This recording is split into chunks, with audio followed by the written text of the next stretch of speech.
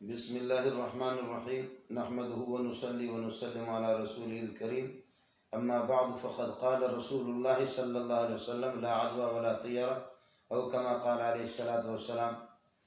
محترم خواتین و حضرات اور برادران ملت، فرزندان پاکستان، ڈاکٹر منظور احمد مینگل، محترم جامع صدیقیہ گلشن معمار کراچی، آپ سے مخاطب ہوں۔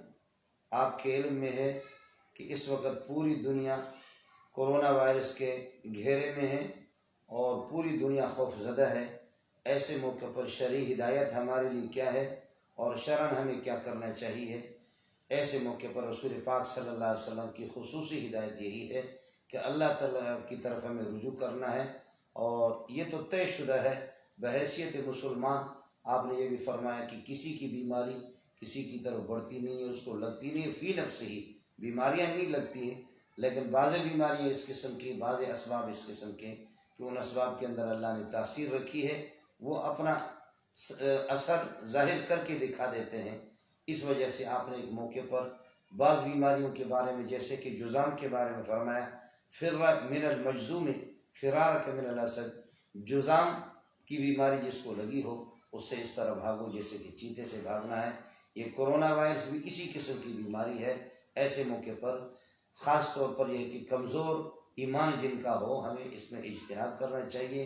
جہاں تک غیر ضروری ملاپ اور غیر ضروری اجتماعات، غیر ضروری جمگھٹا اور باہر نکلنا، اس سے اجتناب کرے۔ ضروریات ایک الگ چیز ہے، اس لیے ایسے موقع پر شرعی طور پر ہمیں جو تدابیر ہے ہم اختیار کر لیں، اور حکومت کی طرف سے، انتظامیہ کی طرف سے جو ہدایات ہے وہ بھی بالکل اسی قسم کے ہیں، ان کے بھی ہمیں یہ ہے کہ ماننا ہے اور ان کی پیروی ہمیں کرنی ہے۔